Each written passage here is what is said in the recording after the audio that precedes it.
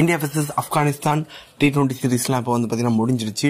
அடுத்து வந்து பார்த்தீங்கன்னா ஒரு டெஸ்ட் சீரீஸ், ஒரு லாங் சீரீஸ்னே சொல்லி ஆகணும். கிட்டத்தட்ட வந்து பார்த்தீங்கன்னா ஒரு 1.5 மாதம் இந்த ஒரு சீரீஸ் நடக்க போகுது. 5 மேட்ச் கொண்ட ஒரு சீரீஸ் இது. ஃபர்ஸ்ட் டெஸ்ட் மேட்ச் ஹைதராபாத்தில் வர 25ஆம் தேதி நடக்க போகுது. இந்த ஃபர்ஸ்ட் டெஸ்ட்டுக்கான இந்தியன் டீம் பிளேயிங் லெவல் தான் நம்ம இந்த வீடியோவில் பார்க்க போகிறோம். அதுக்கு முன்னாடி வந்து பார்த்தீங்கன்னா இந்தியன் டீமோட நம்ம ஸ்குவாடை பார்க்கவே இல்லை. இந்தியன் டீமை பொறுத்த வரைக்கும் ஃபர்ஸ்ட் 2 டெஸ்ட் மேட்சுக்கான ஸ்குவாடை வந்து பார்த்தீங்கன்னா அறிவிச்சிருக்காங்க.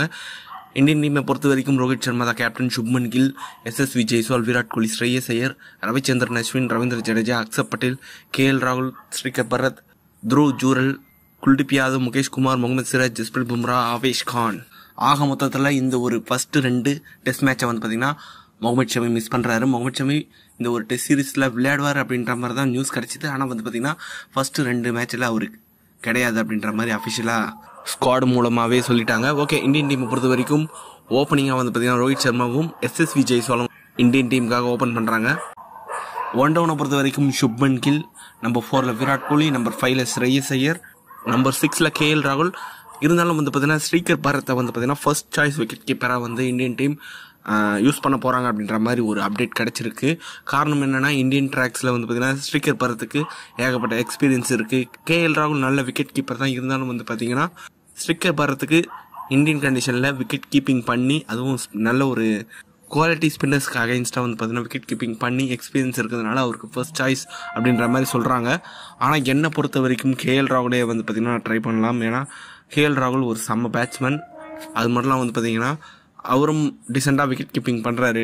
லேட்டஸ்ட்டாக சவுத் ஆஃப்ரிக்கா சீரீஸில் சூப்பராக பண்ணார். அது மட்டும்லாம் வந்து பார்த்தீங்கன்னா ரீசெண்ட் டைமில் வந்து பார்த்தீங்கன்னா KL ராகுல் தான் மோஸ்ட்டாக இந்தியன் டீமுக்காக விக்கெட் கீப்பிங் பண்ணிட்டு இருக்காரு. இப்போ நீங்கள் ஸ்ரீகர் பரத் வந்து பார்த்தீங்கன்னா விளையாட வைக்கணும்னா KL ராகுலை நீங்கள் ட்ராப் பண்ணி ஆகணும். அப்படி இல்லைனா எக்ஸ்ட்ரா போலிங் ஆப்ஷன் இல்லாமல் ஒரு 4 போலிங் ஆப்ஷனோட தான் நீங்கள் விளையாடி ஆகணும். KL ராகுல் பிளேயிங் லெவலில் வேணும்னா. இன்னொரு வாய்ப்பும் இருக்குது.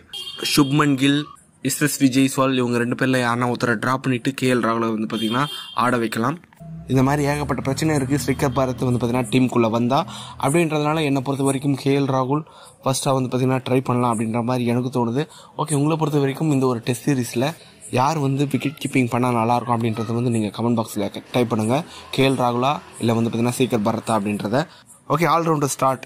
நம்பர் 7ல் வந்து பார்த்தீங்கன்னா ரவீந்திர ஜடேஜா, நம்பர் 8ல் அஸ்வின், அதுக்கப்புறம் 3rd ஸ்பின்னராக நம்பர் 9ல் வந்து பார்த்தீங்கன்னா அக்ஷர் பட்டேல். அவர் தான் ஃபர்ஸ்ட் சாய்ஸாக என்னை பொறுத்த வரைக்கும் இருக்கணும்னு நினைக்கிறேன். ஏன்னா இங்கிலாந்து அகைன்ஸ்டாக இந்தியாவில் வந்து பார்த்தீங்கன்னா செம்ம ரெக்கார்டு வச்சுருக்காரு. குல்தீப் யாதவ் அந்த ஒரு ஸ்லாட்டுக்கு ஒரு ஆப்ஷனாக இருப்பார். அவரும் வந்து செம ஒரு ஸ்பின்னர்.